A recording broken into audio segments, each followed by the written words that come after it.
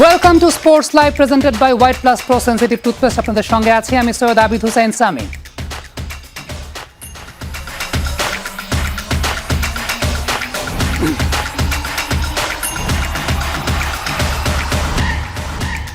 দর্শক, যমুনা টেলিভিশনের সংবাদ প্রচারের পর 3 মাস পর মায়ের দেখা পেয়েছেন স্মৃতি কিসকু। সেই দৃশ্যটাকে ধারণ করেছেন আমাদের সহকর্মী সরকার মাজহারুল মান্নান। বিস্তারিত থাকছে আমাদের রিপোর্টে, পুরোটা দেখে আসবো। শনিবার সকাল 10টায় হাতে ফোন আর ফুটবলের ব্যাগ নিয়ে যখন পালিচরা স্টেডিয়ামের সামনে রিকশা থেকে নামেন কিস্কুর মা, তখন ভেতরে আগেই মাকে বরণ করতে প্রস্তুত কিসকু। নতুন কিছু নয়, স্টেডিয়ামের সরু গেট দিয়ে ঢোকা মাত্রই বিভাগীয় কমিশনারের কাছে পাওয়া বাসি গাঁদা ফুলের মালা দিয়েই মাকে বরণ করেন কিসকু। খানিকক্ষণ জড়িয়ে থাকেন, দুজনেরই চোখেই তখন জল, কখনো হাসির ঝিলিক। এরপর মাকে নিয়ে যান প্যাভিলিয়নের অস্থায়ী বাসস্থানে। মা হেমরন ক্রীড়া মন্ত্রীর দেয়া ফোন তুলে দেন মেয়ের হাতে। খুশির ঝিলিক তখন দুজনের মাঝে। মিষ্টি মুখেও মাতেন মা মেয়ে, সাথে অন্যরাও জানান আনন্দ বেদনার অনুভূতি। অনেক ভালো যে মায়ের সাথে দেখা করতে পারছি 3 মাস পর। অতদিন তো ভালো লাগতেছে না, চ্যাম্পিয়ন হয়েও তো ভালো লাগে না আমার অত। মা নাই দেখে এখন মা আসছে, অনেক ভালো লাগতেছে। আমি আমার মাকে আর কোথাও যেতে দেবো না। এই যে আমি ভালো খেলবো, যে আমার মাকে আমার পাশে থাকতে হবে, আমার অনুমতি ছাড়া যাইতে পারবো। ফোন নষ্ট হয়ে তো ওই যে তো হইয়া হচ্ছে, আমার কষ্ট হয়েছে, আমারও কষ্ট হয়েছে, মেয়েরও কষ্ট হয়েছে। আমিও ওখানে হলো কান্দাকাটি করছি। তোমরা হলো সবাই দোয়া করবেন, আশীর্বাদ করবেন, আমার মেয়ে যেন আরও বড় হোক, বড় খেলোয়াড় হোক। মায়ের বহন করে আনা ক্রীড়া অধিদপ্তরের দেয়া ফুটবল পেয়ে আরও খুশি কিসকু। মেতে ওঠেন নতুন ফোনে সেলফি খেলায়, স্বপ্ন এখন আকাশ ছোঁয়ার। ফাইনালে খেলছি, যে গোল দিছি কেলির মতন, সেই জন্য আমি কেলিকে সাপোর্ট করি। তা ওর মতন তো গোল দিছি, তা ওর মতন খেলতে চাই আমি। ফুটবল হলো খেলতে গেলে ভালো হলো খাবার খেলতে হয়, খেলাতে হয়। আমি হলো ওইটা খেলাইতে পারি নাই, তে ওইটা সরকার কাছে আমি হলো মেয়েকে হলো চাইছি হলো ভালো জন্য হলো খাওয়ার জন্যে দেবে। এই আনন্দময় সময়েও উঠে আসলো সামনে এগুবার এক করুণ গল্প। আমার যে বাবা মা গরিব ছিল, আমাকে তো সাবান শ্যাম্পু দিতে পারে নাই, সেই জন্য আমার আমার চুলগুলা গন্ধ করতো। এখানে যে মেয়েগুলা ছিল আমাকে দেখতেই পারতো না, এখন তো আমার সাথে থাকি। এখন ওর কাছে গেল, ওর সঙ্গে লাগে থাকি, সবসময় শুয়ে থাকি, বসে থাকি, খাই দেয়, মানে এক প্লেটে আমরা খাই। আমরা সবাই একসাথে থাকতাম, কোনো ও আলাদাভাবে থাকতো। অনেক ভালো খেলতেছে দেশের মধ্যে, আমরাই ওকে দেশের মধ্যে অনুসরণ করি। সেই ঘটনা মা মাতিমাই হেমরন ভুলতে পারেন না। সবকিছুর জন্য কোচ মিলন মিয়ার প্রতি অশেষ কৃতজ্ঞতা তার। এ হলো পরিচালনা করছে মিলন ভাই আমার মেয়েকে, আর তার কারণে আমার মেয়ে হলো সারা দুনিয়ায় আছে এখন। তারপরে হলো মিলন ভাইকে হলো ধন্যবাদ যায়। কিসকু ছাড়া কোনো কথা বলে না, নতুন করে আগেও কিসকু ছাড়া কথা বলে না, এবং কিসকু ফেভারিট প্লেয়ার হয়ে উঠলো এবং নির্ভরযোগ্য প্লেয়ার হলো রংপুর জেলার জন্য, এবং তারা মেনে নিল। এবং তাদের যে একটা বন্ধু, একদম ক্লোজ ফ্রেন্ড কিন্তু বলতে পারেন যে কিসকু হয়ে গেল। নতুন করে স্পোর্টসের ফাইনালে জোড়া গোল এসেছিল কিসকুর পা থেকেই, অথচ শুরুর সময় কি বাধাই না পেয়েছিল 14 না পেরোনো এই কিশোরীর। সরকার মাজহারুল মান্নান, যমুনা স্পোর্টস, রংপুর। দর্শক, হ্যামস্ট্রিংয়ের চোটে অস্ট্রেলিয়া সিরিজ থেকে ছিটকে গিয়েছিলেন লিটন কুমার দাস। তবে বাংলাদেশ ক্রিকেট বোর্ড জানিয়েছে তার রিকভারিটা বেশ ভালো হয়েছে। হঠাৎ করে 16 সদস্যের দলে লিটন কুমার দাসের নাম ঘোষণা করা হয়েছে। বাকিটা রিপোর্টে আছে, দেখে আসবো।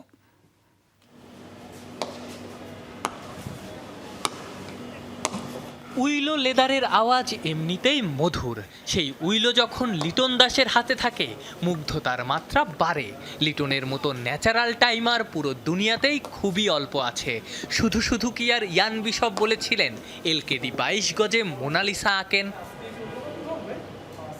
অস্ট্রেলিয়ার সবুজ ক্যানভাসে লিটন নামের এই লিওনার্দো দা ভিঞ্চিকেই মিস করতে যাচ্ছিল টাইগাররা। মাংসপেশির চোটে অস্ট্রেলিয়া সিরিজের প্রথম টেস্ট থেকে ছিটকে গিয়েছিলেন লিটন। শঙ্কা ছিল দ্বিতীয় টেস্টে খেলা নিয়েও। দর্শকদের জন্য সুখবর, চোট থেকে দ্রুত সেরে ওঠায় অস্ট্রেলিয়া সিরিজের পুরোটা সময়ই দেখা যাবে লিটন শো। শনিবার মিরপুর শেরেবাংলা স্টেডিয়ামে ব্যাটিং করেছেন লিটন। শুরুতে খেলেছেন বোলিং মেশিনে, ব্যবহার করেছেন গ্রানাইটের স্ল্যাব, পরে নেট করেছেন, বোলারদের বল খেলেছেন। এর আগে দিনের শুরুতে ফিটনেসের কাজ করেছেন। ট্রেইনারদের সামনে ছোটোখাটো একটা পরীক্ষাও দিয়ে ফেলেছিলেন। সেই পরীক্ষায় উতরে গেছেন বলেই সুযোগ মিলেছে ডারউইন টেস্টে। জুনের প্রথম সপ্তাহে ঘরের মাঠে অস্ট্রেলিয়ার বিপক্ষে ওয়ানডেতে ইনজুরিতে পড়া লিটন মিস করেছিলেন টি-20 সিরিজ। ছিলেন না জিম্বাবুয়ে সিরিজ আর এলপিএলে। ধোঁয়াশা তৈরি হয় তার ইনজুরি নিয়েই। প্রধান নির্বাচক বলেছিলেন দেশে করা স্ক্যানে কোনো কিছু না পেলেও ধরা পড়ে বিদেশে। বিসিবির মেডিকেল বিভাগের চেয়ারম্যানের আবার উল্টো দাবি, দেশেই নাকি লিটনের গ্রেড 1 টিয়ার ধরা পড়েছিল। সামাও লিটনের ব্যথাটা যাচ্ছিল না। সো আবার যখন এখানে আমাদের করেছে তখনও কিছু আসেনি। এখানে কিন্তু বারবার স্ক্যানে পরবর্তী কিছু ধরা পড়েনি। তো পরে যে স্ক্যানটা সিঙ্গাপুরে হয়েছে সেটাতে আসলে সোয়েলিং ধরা পড়েছে, টিয়ার নেই। এটাকে একটু ক্লারিফাই করবে? এটা সামান্য, হ্যাঁ ধরা পড়ছিল, এটা তেমন কিছু না, গ্রেড 1, এটা কোনো তেমন কোনো বড় কিছু না, তাই ওখানেও তাই হয়েছে, এর বাইরে কিছু না। রিপোর্ট বলে এটা ঠিক না। আগামী 13ই আগস্ট ডারউইনে শুরু হবে বাংলাদেশ অস্ট্রেলিয়ার ঐতিহাসিক এই সিরিজ। আফনান পিয়াল, যমুনা স্পোর্টস, ঢাকা।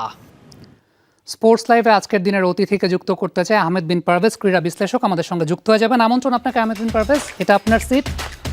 প্রথমত এমন একটা দিনে আপনাকে আজকে আমন্ত্রণ জানাতে হয়েছে যেখানে আমরা দেখতে পেলাম আপনি বসে পড়বেন। আমার যেহেতু আরেক সহকর্মীকে যুক্ত করতে হবে, তার সঙ্গে আমি কথা বলবো, যে কারণে আমি দাঁড়িয়ে আছি।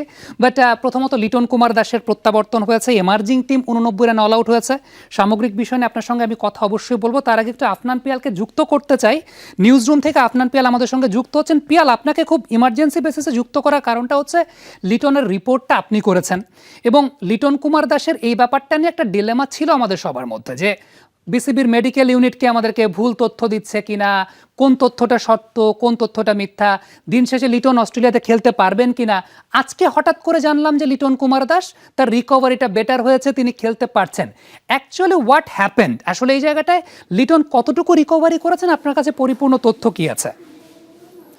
সামি, দলটা যখন দেওয়া হয় 26-27 তারিখের দিকে, তখন লিটনের যে শারীরিক অবস্থাটা ছিল সেটা অ্যাসেস করে ফিজিওরা একটা রিপোর্ট দেন, ডক্টররা একটা রিপোর্ট দেন সিলেক্টরদের, এবং সেই রিপোর্টের ভিত্তিতেই সিলেক্টররা টিমটা দেন যে তার যে একটা অ্যাপ্রক্সিমেট ডেট ছিল রিকভারি করার, সেই ডেটটা অনুযায়ী তার প্রথম টেস্টটা মিস করার কথা ছিল। এবং তখন পর্যন্ত আমরা যেটা জানতাম যে 13ই আগস্ট তিনি একটা ফিটনেস টেস্ট দেবেন। ওই ফিটনেস টেস্টে তিনি যদি পাস করেন তাহলে তিনি সেকেন্ড টেস্টের জন্য অ্যাভেলেবল হবেন। বাট রিসেন্টলি তিনি খুবই র্যাপিড গ্রো করেছেন, তার যে রিহ্যাবটা খুবই র্যাপিড হয়েছে এবং তিনি ভালো রিকভারি করেছেন। সেজন্য আজকে তিনি যখন মিরপুর শেরেবাংলা স্টেডিয়ামে ছিলেন, প্রথমে তিনি রানিং সেশন করেন, ফিটনেস সেশন করেন ট্রেনারদের সামনে। ট্রেনাররা নিশ্চয়ই একটা রিপোর্ট দিয়েছেন। পরে তিনি বেশ খানিকক্ষণ, প্রায় ঘন্টাখানেক ব্যাটিং করেন সেন্টার উইকেটে। কখনো বোলারদের ফেস করেছেন, কখনো মেশিন বলে তিনি খেলেছেন, এবং তার ব্যাটিংটা মোহাম্মদ সালাউদ্দিন খুবই নিবিড়ভাবে দেখছিলেন। এবং এই যে সম্মিলিত রিপোর্ট, এই রিপোর্টের মাধ্যমেই কিন্তু তাকে প্রথম টেস্টের জন্য ইনক্লুড করা হয়েছে ন্যাশনাল টিমে অস্ট্রেলিয়া সিরিজের জন্য। এবং আপনি যেটা দেখেন, এই ব্যাপারগুলো কিন্তু অ্যাপ্রক্সিমেট, অর্থাৎ পুরোপুরি আপনি শিওর দিয়ে বলতে পারেন না যে এই ইনজুরি থেকে ঠিক 7 দিন পরেই তিনি ফিট হবেন, 7 দিনের কমও না বেশিও না। এটা নির্ভর করে কিন্তু যতখানি ভালো তিনি ফিল করছেন, যতখানি দ্রুত তিনি সেরে উঠছেন, সেই হিসেবে লিটন দ্রুত সেরে উঠেছেন। সেজন্য তার এই শারীরিক কন্ডিশন বলে যে তিনি হয়তো প্রথম টেস্টটা খেললেও খেলতে পারেন, বা এমনও হতে পারে প্রথম টেস্টের 2 দিন আগে হয়তো বোঝা গেল যে তিনি ফিটনেসের দিক থেকে পারফেক্ট না, ম্যাচ খেলার জন্য পুরোপুরি ফিট না, সেক্ষেত্রেও কিন্তু তাকে নাও খেলানো হতে পারে। এই মুহূর্তে তিনি যে সিচুয়েশনে আছেন, তার যে ফিটনেসের অবস্থা, তাতে টিম ম্যানেজমেন্ট, ফিজিও, ডক্টররা আশাবাদী যে হয়তো তাকে প্রথম টেস্টের জন্য অ্যাভেলেবল পাওয়া গেলেও যেতে পারে। পিয়াল, আপনি আমাদের সঙ্গে থাকবেন, আরও কয়েকটা বিষয় নিয়ে আপনার সঙ্গে কথা বলার আছে। তার আগে একটু পারভেজ আপনার সঙ্গে সঙ্গে যুক্ত হতে চাই। যদি লিটন প্রথম টেস্টের জন্য বিবেচিত হন পারভেজ, আমার কোশ্চেনের জায়গাটা হচ্ছে হ্যামস্ট্রিংয়ের একটা ইনজুরির পর will he be able to keep, তিনি কি উইকেট কিপার ব্যাটসম্যান হিসাবে খেলবেন নাকি শুধু ব্যাটসম্যান হিসাবে খেলবেন, এটাও কিন্তু একটা কনফিউশনের জায়গা থাকে। যদি উইকেট কিপার ব্যাটসম্যান হিসাবে না খেলেন then what is going to be the combination, মানে ওভারঅল আপনার একটা অ্যাসেসমেন্ট জানতে চাই। ধন্যবাদ। প্রথমত আফনান পিয়াল যা বলেছেন আর কি, সেই আপডেটের ভিত্তিতেই কিন্তু একটা ব্যাপার বুঝতে পারছি যে তিনি রানিং করেছেন, তারপর হচ্ছে ব্যাটিংয়ে কনসেন্ট্রেশন করেছেন।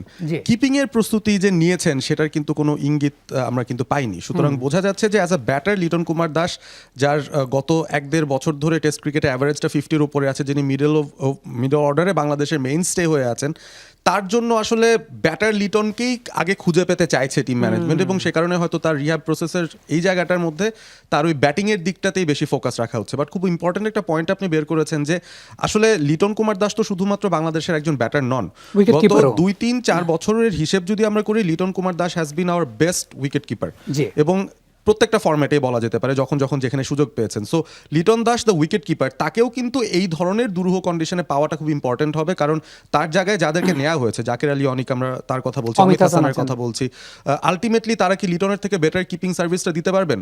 Probably not. মুশফিকুর রহিম তো বহু বছর ধরে কিপিংটা করছেন না। সো সেই জায়গা থেকে আসলে শুধুমাত্র ব্যাটার লিটন কুমার দাসকে যদি আমরা পাই, সেক্ষেত্রে এক ধরনের টিম কম্বিনেশন হবে। যদি কিপার ব্যাটার লিটনকে পাই আমাদের জন্য, তাহলে সেটা বেস্ট পসিবল সিচুয়েশন হবে। বাট ইন কেস সেটা যদি না হয়, আমার তো মনে হচ্ছে যে আমরা কি 4 জন বোলারের একটা কম্বিনেশন নিয়ে খেলবো কিনা, হয়তো মিরাজ তাইজুলের মধ্যে একজনকে বেছে বলা যেতে পারে যে ব্যাটার মিরাজ যে কন্ট্রিবিউশনটা দিচ্ছেন তার থেকে লিটন বেটার দিতে পারবেন, let's shore our batting line up first. So 7 batter 4 bowler নিয়ে যদি যাই, সেই ক্ষেত্রে 3 পেসার 1 স্পিনার, লিটন কুমার দাস সেই 7 ব্যাটারের একজন হবেন, হয়তো সেই ক্ষেত্রে মিরাজকে ড্রপ করা হতেও পারে। আরেকটা অপশন হতে পারে যেটা ইন্টারেস্টিং, আমি জানি না লিটন দাস আসলে নতুন বল যেহেতু খেলেন, সেকেন্ড নিউ বল অনেক সময় তিনি টেস্ট ক্রিকেটে খেলেছেন এবং সেটা ফেন্ড অফ করেও গেছেন, এবং হোয়াইট বল ক্রিকেটে তো তিনি রেগুলারলি আসলে ওপেন করেন। সো সেই জায়গা থেকে অ্যাজ অ্যান ওপেনার তাকে নেওয়া হলে সুবিধা যেটা হবে একটা, সেটা হচ্ছে যে আপনার টানা বাহাতি ব্যাটারদের যেই লাইন আপটা আছে, আপনি 3 ওপেনার অপশন থেকে যে কোনো দুজনকে নেন, দুজনই বাহাতি, এরপরে মমিনুল আছেন, শান্ত আছেন, সেই দুজনও বাহাতি, অর্থাৎ টপ অর্ডারের টানা 4 জনই বাহাতি ব্যাটার। সেই জায়গায় একটা ব্রেক আনারও একটা পসিবিলিটি থাকে যদি লিটনকে শুধু ব্যাটার হিসেবে টপ অফ দ্য অর্ডারে আমরা কনসিডার করি। বাট অবভিয়াসলি অনভ্যস্ততার একটা ব্যাপার আছে, আমি জানি না টিম ম্যানেজমেন্ট অতটা ড্রাস্টিক কোনো ডিসিশনে যাবেন কিনা, বাট টিম ম্যানেজমেন্টের ডেসপারেশন দেখে অন্তত এতটুকু আমরা বুঝতে পারছি যে লিটন দাসকে even as a batter Bangladesh কতটুকু চাইছে, যে কারণে তাকে ক্যারি করে নিয়ে যাচ্ছে ফার্স্ট টেস্টের আগেও, যেন ফার্স্ট টেস্টের জন্য ব্যাটিং করতেও যদি তিনি পারেন, মোস্ট লাইকলি তাকে হয়তো খেলিয়েও দেওয়া হতে পারে মনে হচ্ছে অন্তত। ওকে, আমরা এবার একটু এমার্জিং টিম নিয়ে কথা বলতে চাই। এমার্জিং টিম আজকে 89 রানে অল আউট হয়েছে সাউথ আফ্রিকা এমার্জিং টিমের এগেইনস্টে। আমরা একটু স্কোর কার্ডটা দেখব, এবং স্কোর কার্ডটা যদি আমাদের পেছনে আসে, সেই জায়গা থেকে আমাদের ইন্টারেস্টিং পরবর্তী কনভারসেশনটা আমরা পিয়ালকে যুক্ত করব পরবর্তী সময়, সেটা হয়তো বা এই পার্টে আমরা করতে পারবো না। বাট খুব ইন্টারেস্টিং, মাহফিজুল ইসলাম রবিন একমাত্র 40 রান করেছেন, আদারওয়াইজ কোনো ব্যাটসম্যানই, 2 জন ব্যাটসম্যান আমিনুল বিপ্লব 11 করেছেন আর 10 রান করেছেন সামিউন বশির রাতুল, আর কোনো ব্যাটসম্যানের ডাবল ডিজিট ধরতে পারেন না। পারভেজ, আপনি আমরা দুজনে আসলে ম্যাচটা খুব ক্লোজলি দেখেছি, অবজার্ভ করেছি। So as I am the host, আমি এখানে বিশ্লেষণ করব না, আপনার বিশ্লেষণটা একটু জানতে চাই যে আসলে এই টাইপের কন্ডিশনে রাইট মেসেজটা কি ব্যাটসম্যানদের কাছে গেছে যে হাউ টু ব্যাট অ্যাকচুয়ালি? প্রথমত এই যে কন্ডিশনটায় খেলা হয়েছে, আমার কাছে মনে হয় যে টস খুব ইম্পর্টেন্ট একটা ফ্যাক্টর ছিল। ইট ওয়াজ আ ডে গেম, এবং সাউথ আফ্রিকা রাইটফুলি তারা টসে জিতে সঙ্গে সঙ্গে বাংলাদেশকে ব্যাটিংয়ে পাঠিয়েছে, এবং এই ম্যাচটার আগে বাংলাদেশের আসলে সেখানে কিছু প্র্যাকটিস করা ছাড়া কোনো ওয়ার্ম আপ গেম খেলার তো সুযোগ হয়নি। এখানে ইমার্জিং টিমটা বেসিক্যালি একটা ট্রাই নেশন টুর্নামেন্টই খেলতে গিয়েছে, বা 3 দলের একটা টুর্নামেন্ট তারা খেলতে গিয়েছে। সো এই সিচুয়েশনটায় যখন তারা ব্যাট করতে নেমেছে, আপনি ব্যাটিং অর্ডারটার দিকে যদি তাকান, মেসেজের কথা পরে, আগে আপনি টপ 7-এর দিকেই তাকান যে 7 জন ব্যাটার এখানে আছেন। আমরা recently Dhaka premier division cricket league দেখেছি, এবং সেখানে আপনি দেখবেন Shahadat Hossain Dipu one of the top scorers ছিলেন, তিনি ওপেনে ব্যাট করেছেন। জাকির হাসান একজন ওপেনার, মাহফিজুল রবিন একজন ওপেনার, ইফতেখার ইফতি তিনিও কিন্তু টপ অর্ডারে ব্যাটিং করেছেন বা ওপেনিং পজিশনগুলোতে খেলেছেন। মাহিদুল অঙ্কন তিনি 3 নম্বরে বা 4 নম্বরে ব্যাট করেছেন। So proper middle order batter বলতে শুধুমাত্র অঙ্কনকেই লোকেট করা যাচ্ছে, বাদ বাকি সব ব্যাটাররাই একেবারে টপ অর্ডার ব্যাটার, যারা কিনা পুরো ব্যাটিং লাইন আপটায় আছেন। এবং আমরা শুরু থেকে যদি ম্যাচের পরিপ্রেক্ষিতে যাই, যে 3 জন পেসার ছিলেন South African, they were very tall, এবং তাদের যে এক্সট্রা বাউন্স, যে মুভমেন্টটা তারা পাচ্ছিল, ফুলার লেন্থে বল করেও তারা যে পরিমাণ হাইট পাচ্ছিল, প্রথম 3-4 ওভারের মধ্যে আসলে ব্যাটারদের বুঝে যাওয়ার কথা যে এই ফুলার লেন্থের বলও আসলে স্টাম্পকে হিট করবে না খুব একটা। কিন্তু একটা ব্যাপার আমরা নোটিস করলাম ব্যাটারদের মধ্যে, তারা বেশিরভাগ সময় আউট হয়েছেন কি করতে গিয়ে, বেসিক্যালি ফ্রন্ট ফুট ওরিয়েন্টেড একটা চিন্তা ভাবনা তাদের ছিল, সামনের পায়ে ভর দিয়ে তারা ইনিশিয়াল মুভমেন্টটা নিয়েছেন। পরবর্তীতে দেখা যাচ্ছে যে ব্যাকফুটের শটগুলো ঠিকঠাক মতো খেলতে পারছেন না এবং সে এক্সট্রা বাউন্সে পরাস্ত হয়ে আমরা দেখেছি যে ভার্টিক্যাল ব্যাটেই অনেক শট খেলে ব্যাটাররা কিন্তু গালিতে স্লিপে ক্যাচ দিয়ে আউট হয়ে যাচ্ছেন। এবং সাউথ আফ্রিকানরা যখন বুঝতে পেরেছে যে এই অ্যাডজাস্টমেন্টটা ব্যাটাররা করতে পারেননি, একই চ্যানেলে খালি বোলিং করে গেছে বোলিং মেশিনের মতো এবং একের পর এক উইকেট পড়ে গেছে। সো ওই জায়গা থেকে আমার কাছে মনে হয় যে অ্যাডজাস্টমেন্টটা একজনই করতে পেরেছিলেন, মাহফিজুল রবিন। তার ফর্ম খুবই ভালো, ডিপিএলও খুবই দারুণ ছন্দে ছিলেন এবং অ্যাটলিস্ট একটা অ্যাটাকিং ইন্টেন্ট তার কাছ থেকে থাকে যে তিনি মারার বলটাও মারতে চান বা রান তোলার একটা চিন্তা আছে, সেই কারণেই কিন্তু কিছু রানও তিনি পেয়েছেন। বাদ বাকি ব্যাটারদের কথা যদি বলি, মাহিদুল অঙ্কন 28 বল থেকে তিনি মাত্র 2 রান করেছেন, ভেরি মাচ স্ট্রাগল করেছেন তিনি সেই জায়গাটা। এবং আমার কাছে মনে হয়েছে যে এই ইনিংসটাও একটা এক্সাম্পল যে আসলে এই ধরনের উইকেটে খেলতে অনভ্যস্ততা থাকা এক ব্যাপার, কিন্তু প্রস্তুতি আসলে কতটুকু হয়েছে সেটা নিয়েও কিন্তু বড় একটা কোয়েশ্চেন চলে আসে যে এই ধরনের উইকেটে খেলার জন্য আমাদের এই জায়গাটাতে বাংলাদেশের অনেকগুলো টিম কিন্তু এই মুহূর্তে ট্যুর করতে যাচ্ছে। সাউথ আফ্রিকাতে আবার এ টিমও যাবে, আবার আরেকটা ইমার্জিং টিম অস্ট্রেলিয়াতেও যাবে। আমি পিয়ালকে এর পরের পার্টে যুক্ত করব আরেকটা পার্টিকুলার পয়েন্ট নিয়ে, যে এই সাউথ আফ্রিকা ইমার্জিং টিমের এগেইনস্টে লাস্ট সিরিজের টপ স্কোরার ছিলেন আকবর আলী। আকবর কিন্তু ঠিক এই মুহূর্তে তাকে আমরা দেশে কোনো প্র্যাকটিস স্কেজুলে দেখতে পাচ্ছি না। আমি জানি না যে এ টিমের যে ট্যুর হবে সেখানে তিনি থাকবেন কিনা, সে ব্যাপার নিয়ে আলোচনা করবো। তবে তার আগে ছোট্ট একটা বিরতির সময় হয়েছে। দর্শক, স্পোর্টস লাইভে একটা ছোট্ট বিরতির সময় হয়েছে, আমাদের সঙ্গেই থাকবেন। আহমেদ বিন পারভেজ আমাদের সঙ্গে আছেন, আপনার কাছে আমি ফিরবো। তার আগে আমি একটা ছোট্ট পরিসংখ্যান দেখাতে চাই, এবং পরিসংখ্যানটা আসলে যে কারণে দেখাতে চাই যে বাংলাদেশের অনেকগুলো দল কিন্তু এই মুহূর্তে ট্যুরের প্রস্তুতি নিচ্ছে। অলরেডি ইমার্জিং টিম তারা সাউথ আফ্রিকাতে ট্যুর করছে, বাংলাদেশ এ টিম দক্ষিণ আফ্রিকায় যাবে, আবার আরও একটা দল অস্ট্রেলিয়াতে টপ এন্ড টি-20 খেলতে যাবে। এমার্জিং টিম 89 রানে অল আউট হয়েছে প্রথম ম্যাচে, সেটা আমরা জানি। তবে সর্বশেষ যখন এমার্জিং টিমের খেলা হয়েছিল সাউথ আফ্রিকার সঙ্গে, তখন সেই সিরিজে ওর ওয়ানডে ফরম্যাটের টপ স্কোরার ছিলেন আকবর আলী। একটু আমরা দেখতে চাই সেই জায়গাটা প্রমাণস্বরূপ যে আকবর আলী সেই সিরিজে কত রান করেছিলেন। 210 রান করেছিলেন, একটা সেঞ্চুরি ছিল। লাস্ট বিসিএলেও কিন্তু আকবরের একটা চমৎকার সেঞ্চুরি ছিল, এবং বিসিএলও Akbar Ali one of the top স্কোরার্সদের মধ্যে ছিলেন। সেই পরিসংখ্যানটা একটু দেখতে চাইবো যে আকবর আলী বিসিএলে 5ম সর্বোচ্চ স্কোরার ছিলেন। নর্থ জোনের হয়ে 4 ইনিংসে 152 রান করেছিলেন। মাহফিজুল রবিনও সেই জায়গাটায় 163 রান করেছিলেন।